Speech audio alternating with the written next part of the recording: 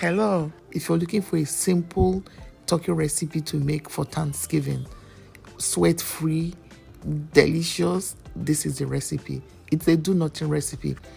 All you need to do is to watch this video till the end, and I'll walk you through how you will tantalize your guests or your family with the best tasting turkey, not just for Thanksgiving, for every festivity or even your regular weekend meals or your special occasion meals. Every day is the special day. Come on, let me walk you through this recipe. My turkey is already washed. I used kitchen towel to take off as much water as possible. You can do this so that the spices can adhere better on the turkey. You can use any part of turkey for this recipe. I'm using the drumstick and the thigh. The spices and the measurement are listed as I go along. Whatever spices you're adding, don't miss out smoked paprika. It adds a lot of flavors to this recipe, okay? At this point, I want to say welcome to the channel again. If you're a new subscriber, you're welcome to this place.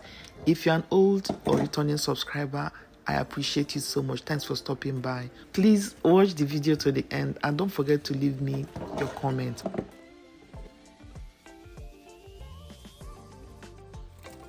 Chopped onions goes in at this time, followed by some vegetable oil. I use sunflower oil, but feel free to use any oil of your choice, okay?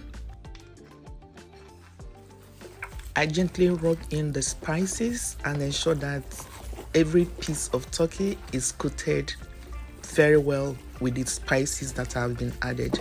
This way, the turkey will, of course, come out tasting really, really good.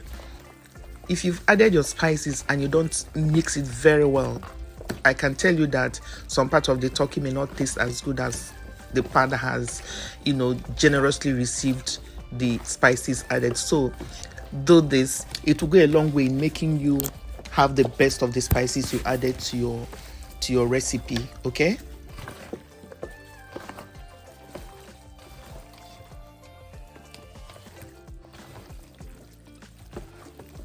When you're satisfied that you have properly rubbed in the spices into the turkey, set it aside to marinate for an hour or thereabout.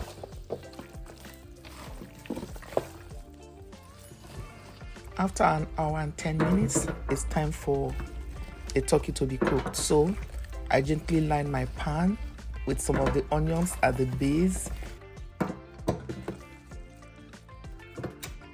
I need these onions to infuse very well into this turkey.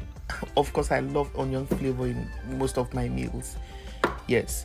So arrange your turkey. This is a full pan of turkey. So I'm going to load it up.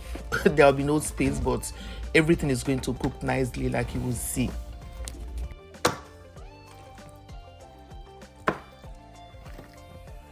If you have not subscribed up to this time, this is a good time to subscribe, okay?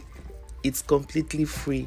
If you subscribe and turn on your notification bell, it makes it easy for you to get our recipes as we upload them, okay? Thank you.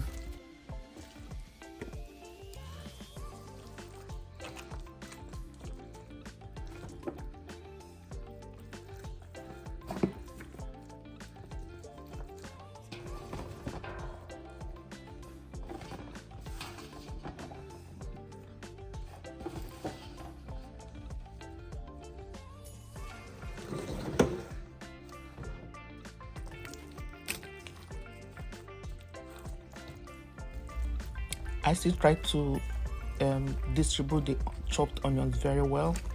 Like I said, I want the turkey to absorb the full flavors of this onion. This will be roasted, and if you know one thing about roasted onions, it adds so much sweetness to the meals you make with it. At this time, I'm adding homemade chicken stock to the turkey. This will ensure that this turkey cooks in very, very well. I'm not just relying on the moisture that will come out of the turkey. I want this chicken stock to make its own contribution to the full, robust flavor that will come out of this turkey. Chicken bouillon powder I added had some salt. So I've just added a little pinch of salt to balance out the taste very well.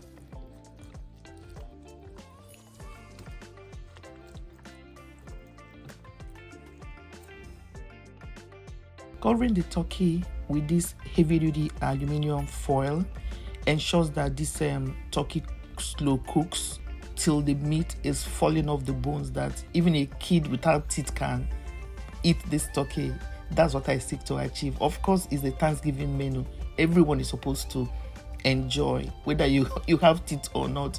So the aluminum foil helps to trap in the heat and just gives room for this turkey to cook gently until every fiber of the turkey absorbs the spices and cooks and melts off the bone the way I like it. On a heat setting of 350 degrees Fahrenheit, this turkey cooked for 3.5 hours. I know that the heat production differs, depending on your oven, but every standard oven should do this between 3.5 to 4 hours. That is the time you need to have this turkey properly cooked the way I described it. At this point, please be careful. The heat emanating from this baking dish is massive, so be careful, okay? Don't put your face too close to the steam. Be careful. The aroma coming from this turkey is something else. My home kitchen is smelling so good. It's time to scoop out the stock that was produced in this process. It is this stock that will be used to make your gravy. This is every taste that you desire your gravy to have. So having removed the stock, I put back the pan, and it's time to brown up or crisp the turkey. I set the broiler for 20 minutes, but I ended up using just 6 minutes to achieve this. Of course, the broiler was set on high. If you set yours on low, you will need more than 6 minutes. Note also that different people desire different degrees of browning. Some people like their turkey really, really browned. I wanted the medium browning because that's how my children also get to enjoy it. So I didn't let it burn so much. Friend, this is falling off the bone good. Whenever I make this turkey, it's always a winner. This is falling off the bone. You can see it. Everything is coming out so easily. You need this on your Thanksgiving table, and of course on any day you want it to be on your table.